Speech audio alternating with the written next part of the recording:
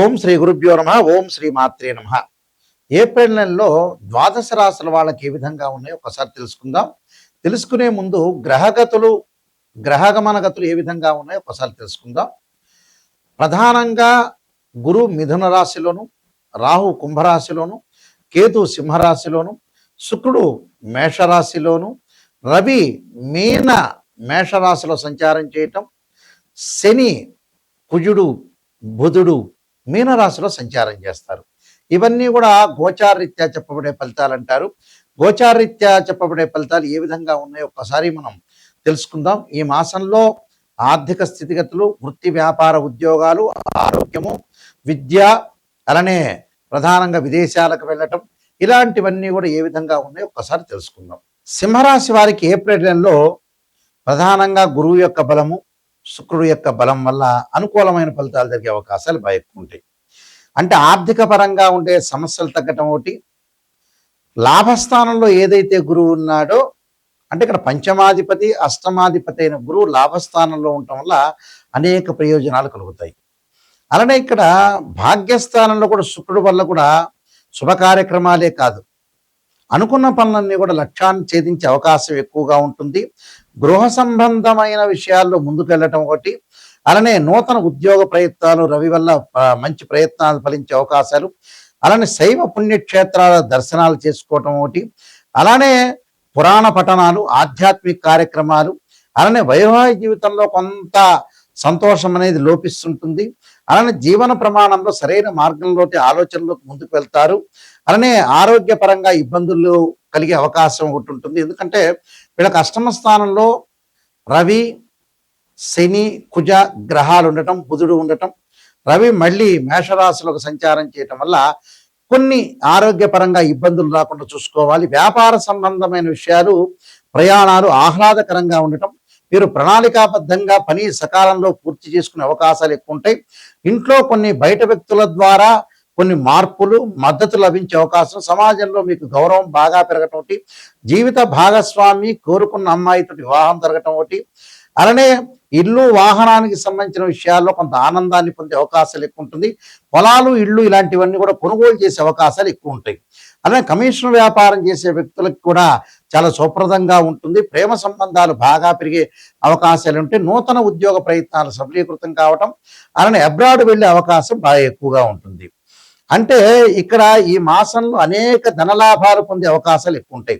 అంటే భూమి లేదా గృహ సంబంధమైన విషయాలు ఏర్పాటు చేసుకునే అవకాశాలు ఎక్కువ ఉంటాయి. ఈ మాసంలో అనుకూలమైన కాలం అని చెప్పుకోవచ్చు. నూతన ఉద్యోగ ప్రయత్నాలు కూడా మనకు ఫలించే అవకాశం ఎక్కువగా ఉంటుంది. అంటే ఫైనాన్షియల్ పరంగా కొంత ఎంజాయ్మెంట్ చేసే అవకాశాలు ఎక్కువగా ఉంటాయి. అలానే రకరకాల ప్రయత్నాలు అనుకూలంగా ఉండే అవకాశాలు ఎక్కువ ఉంటాయి. ఎందుకంటే ఈ మంత్లో వీళ్ళు చేసుకునే ప్రయోజనాలు కొంత చాలా చక్కగా ఉంటాయి. అంటే సెక్యూరింగ్గా ఉంటుంది. అలానే న్యూ జాబ్ అనే సక్సెస్ అయ్యే అవకాశాలు ఎక్కువగా ఉంటాయి.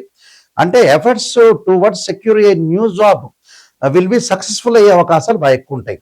అంటే వీళ్ళ యొక్క కోరికలు కానీ ఇలాంటివన్నీ కూడా ఫలించే అవకాశాలు బాగా ఎక్కువగా ఉంటాయి. ఏదైతే మనం కోరికలు అనుకుంటున్నామో అవన్నీ కూడా మనకి అనుకూలమైన ఫలితాలు బాగా ఎక్కువగా ఉంటుంది. ప్రతిభకు తగ్గ అవకాశాలు బాగా ఎక్కువగా ఉంటాం. విద్యార్థులకు చాలా అనుకూలమైన కాలం జరిగే అవకాశాలు బాగా ఎక్కువగా ఉంటాయి. అంటే ప్రతి దానిలో కూడా కొంచెం విజయం సాధించే అవకాశాలు బాగా ఎక్కువ ఉంటాయి. అలా స్త్రీలకు మాత్రం మాతృవర్గం వారితో సంబంధాలు బాగా బలపడే అవకాశాలు ఎక్కువ ఉంటాయి. వ్యక్తిగత జీవితంలో కూడా వాళ్ళకి వంశాభివృద్ధి కలగటం ఒకటి, సంతానం లేని వారికి కూడా సంతానం కలిగే అవకాశాలు, ఆర్థిక పరంగా ధనలాభం, మొండి బాకీలు వసూలయ్యే అవకాశాలు బాగా ఎక్కువ ఉంటాయి. కొన్ని పరిహారాలు చెప్పబోతున్నా, పరిహారాలు మీరు పాటించండి, మీకు మంచి అవకాశాలు ఖచ్చితంగా ఉంటాయి. ఈ నెలలో ప్రధానంగా కొన్ని రెమెడీస్ అనేవి చేసుకోవాలి. ఆ రెమెడీస్లో ఏ ఏ గ్రహాలు అయితే మనకు బాగలేదో ఆ గ్రహాలని మనం ప్రసన్నం చేసుకోవడం చాలా ప్రధానమైన విషయం. ఇవన్నీ కూడా నిజం చెప్పాలంటే ఏం భయభ్రాంతులు చెందాల్సిన పని లేదు. మీరు ప్రశాంతంగా ఉండండి. రాశి ఫలం చూసిన వాళ్ళందరూ కూడా ప్రశాంతంగా ఉండి ఎక్కడైతే నెగిటివ్ ఉంటుందో దాన్ని మీరు పాజిటివ్ చేసుకొని ముందుకు వెళ్ళండి. అయితే ఇక్కడ నెగిటివ్ని పాజిటివ్ చేసుకోవటమే చాలా ఇంపార్టెంట్. ఎందుకంటే భయభ్రాంతులు చెందాల్సిన పని లేదు. ఎందుకంటే నిజం అనేది మీరు తెలుసుకోవాలి. నిజం తెలుసుకోలేకపోతే అబద్ధం అనేది చాలా మంచిది కాదు. అంటే లైఫ్ అనేది ఎప్పుడు కూడా అసత్య ధోరణిలో ఉండవు. సత్యంలోనే తెలుసుకోవాలి. సత్యంలోనే మనం ఏదైతే నిజాన్ని తెలుసుకున్నామో, ఆ నిజంలో మనకి చెడు ఫలితాలు రావటానికి, చెడు ఫలితాలు ఈ నెలలో వస్తాయని మనం తెలుసుకున్న తర్వాత, దాన్ని ఎలా మనం అధిగమించాలి, ఎలా అవరోధించాలి, ఎలా ఓవర్‌కమ్ చేయాలి అని తెలుసుకొని ముందుకెళ్తే, నెగెటివ్‌ని మనం పాజిటివ్ చేసుకున్నట్టే. అంటే స్త్రీయ లోపం మెరుగుట పెద్ద విద్య, లోపమెరిగిన వాడే పూర్ణుడవుతాడట. మనలో లోపాలని మనం చక్కగా సవరణ చేసుకున్నాం అనుకోండి, మనం ముందుకు వెళ్ళినట్టే మనం. అయితే ఇక్కడ ప్రధానంగా కొన్ని సమస్యలుంటాయి ప్రతి వాళ్ళకి కూడా. ఆర్థిక పరంగా ఉండే సమస్యలుంటాయి. ఆర్థిక పరంగా ఉండే సమస్యల్లో ఇక్కడ గురువు కారణమవుతాడు. అంటే గురువు 80% ఉంటే శుక్రుడు 20% ఉంటాడు. ఆ గురువు యొక్క దోషం పోవడానికి తప్పకుండా దత్తాత్రేయ స్వామి యొక్క కవచాన్ని కానీ, దత్త కవచాన్ని కానీ, అలానే మనం ప్రధానంగా యక్షాయ కుబేరాయ వైశ్రవణాయ ధనధాన్యాధిపతే ధనం ధాన్యం సమృద్ధిమే దేహిమే దాపైస్వ అనే మంత్రాన్ని, గోవుని సేవ చేయటం ఒకటి, విద్యార్థులకు పుస్తక దానం చేయటం వల్ల ఈ గురువు యొక్క దోషం పోతుంది. అలానే శుక్రుడి యొక్క దోషం పోవాలంటే అమ్మవారి యొక్క ఆరాధన చేయాలి, లలితా సహస్రనామ పారాయణం చేయాలి, వారాహ స్తుతి చేయటం ఒకటి, లక్ష్మీ గణపతి యొక్క స్తోత్ర పారాయణం చేయటం చాలా మంచిది. అంటే వివాహం కానీ స్త్రీ పురుషులకి తప్పకుండా, అమ్మాయిలకేమో వరపాశుపతాశ్రుద్రాభిషేకం, అఘోర గౌరీ పాశుపతాశ్రుద్రాభిషేకం, అబ్బాయిలకు వచ్చేటప్పుడు కన్యా పాశుపతాశ్రుద్రాభిషేకం చేసుకోవడం చాలా మంచిది. శుక్రుడు సంబంధించిన హోమం చేసుకుంటే చాలా మంచిది. అలానే విద్యార్థులు వచ్చేటప్పుడు దక్షిణామూర్తి స్తోత్ర పాలనం చేయటం ఒకటి, దేవానాంచ ఋషీనాంచ గురుకాంచన సన్నిపం బుద్ధిమతం త్రిలోకేశం తమ్ నమామి బృహస్పతి అనే మంత్రాన్ని తప్పకుండా చదువుకోవాలి. అలానే అంగారకుడు మనకు బాగలేక రియల్ ఎస్టేట్ రంగం కానీ, వాహన ప్రమాదాలు కానీ, ఆరోగ్యపరంగా ఇబ్బందులు కలుగుతున్న వ్యక్తులు రాహుకాలంలో దీపం పెట్టడమే కాకుండా నవనాగా మండల పూజ, నవనాగా మండల స్తోత్రాన్ని పఠించడం చాలా మంచిది.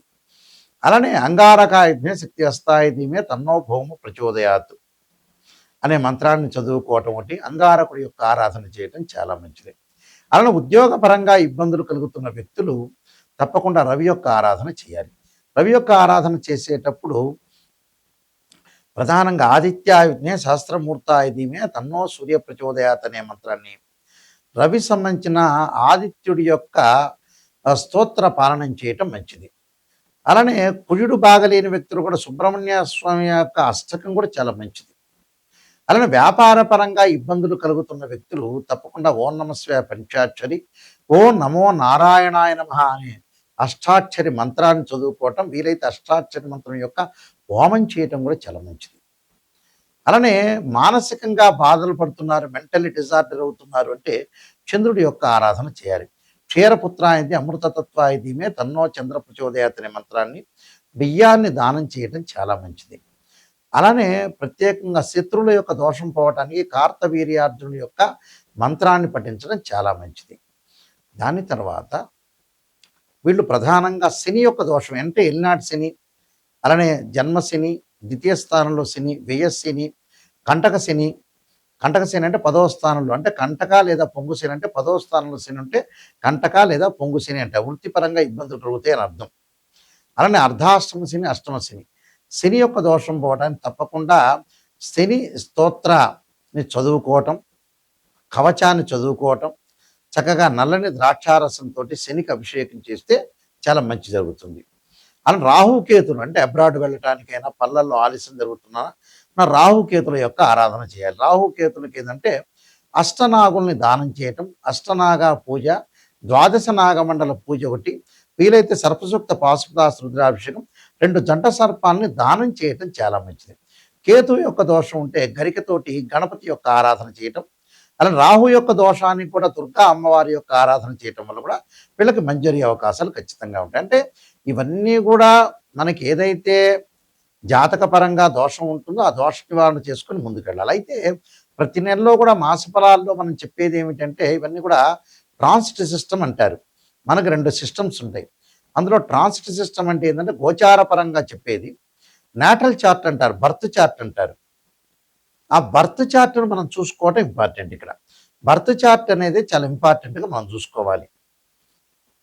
అంటే ఇక్కడ గోచారం అనేది ఏ విధంగా ఉండబోతుంది అంటే ఒక చెట్టు ఉంటుంది. ఆ చెట్టు కింద వేళ్ళుంటాయి. ఆ వేళ్ళ పైన కాండం ఉంటుంది. కాండానికి కొమ్మలుంటాయి.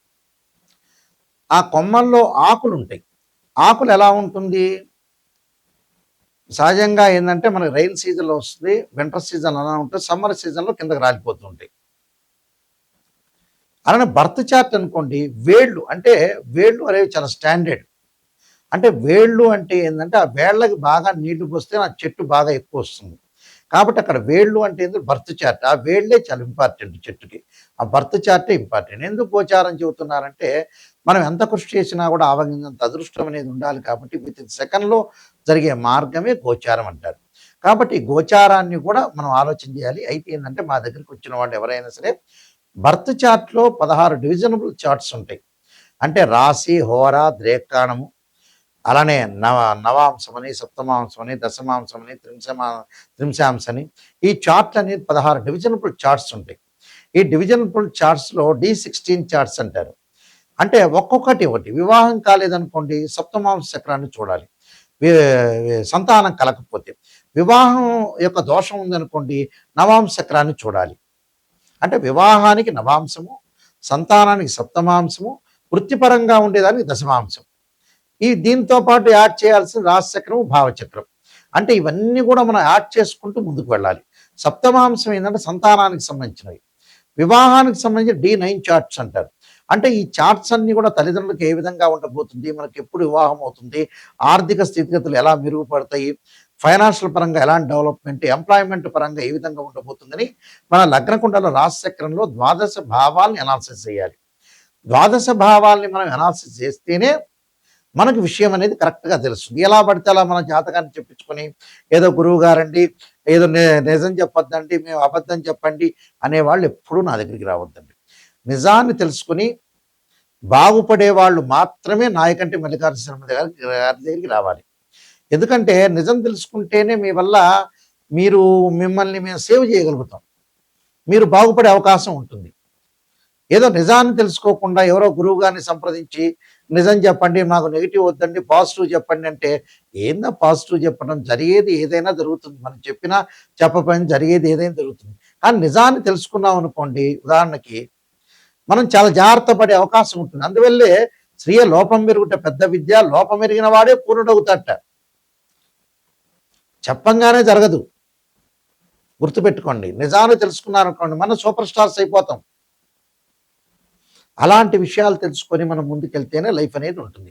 నేను 14 పుస్తకాలు, 15 పుస్తకాలు రాశాను. కాలసర్పయోగము, కాలసర్పయోగ చంద్రిక, రాహుకేతులు, ఛాయాగ్రహాలు, పుత్రగణపతి వ్రతము, సర్వదేవతా గోత్రములు పార్ట్ 1, పార్ట్ 2, స్వప్నశాస్త్రము, దాంతోపాటు నవగ్రహ దోషాలకి తొలగిపోవడానికి దశమహావిద్యల యొక్క స్తోత్ర పారణ, అమ్మవారి యొక్క పారణాలు, అలానే బృహత్ పరిహార సింధు, దాంతోపాటు ప్రత్యేకంగా వివాహ మార్తాండము, జాతక చంద్రిక, ప్రొడక్షన్ ఆఫ్ ఆస్ట్రాలజీ, ఇలాంటి నెంబర్ ఆఫ్ ఆస్ట్రాలజీ బుక్స్ రాశాను. ఇవన్నీ కూడా రాజమండ్రి మోహన్ పబ్లికేషన్ వారి దగ్గర దొరుకుతాయి. కావాల్సిన వాళ్ళు మమ్మల్ని కూడా మీరు సంప్రదించవచ్చు. అయితే జాతక పరంగా ఏంటంటే క్లారిటీ తెలుసుకోవాలి. అలానే మా వెబ్సైట్ ఉంటుంది. www.nayakanti.com కానీ, nayakanti.in కానీ. ఎవరైనా సరే నిజాన్ని తెలుసుకునే వాళ్ళు మాత్రమే నాకు ఫోన్ చేయండి. నా స్క్రీన్ మీద స్క్రీన్ మీద స్క్రోలింగ్ అవుతున్న నెంబర్ ఉంటుంది. ఆ నెంబర్‌కి మీరు కాల్ చేసి మీరు తెలుసుకోండి. మీ అందరికీ కూడా ఏ డౌట్ ఉన్నా నా నెంబర్‌కి పర్సనల్‌గా నా నెంబర్‌కే వస్తుంది. నా నెంబర్‌కి మీరు ఫోన్ చేయండి. మీరు బాగుపడాలనుకునే వ్యక్తులు మాత్రమే నాకు ఫోన్ చేయండి. టైం పాస్ అయిన వాళ్ళు, ఊరికే మాట్లాడదాం అనుకునే వ్యక్తులు ఫోన్ చేయొద్దండి. అయితే మాట్లాడొచ్చు, దాని తప్పు లేదు. నిజాన్ని తెలుసుకోవాలి, నేను బాగుపడాలి, నాయకంటి గారి దగ్గరికెళ్ళి నేను బాగుపడాలి అనే వ్యక్తులు మాత్రమే మీరు ఫోన్ చేయండి దయచేసి. మీ అందరికీ కూడా మంచి జరగాలని శ్రీ పరమేశ్వరుడి యొక్క కరుణాకటాక్షం ఉండాలని ఆశిస్తూ సర్వే జనా సుఖినో భవంతు.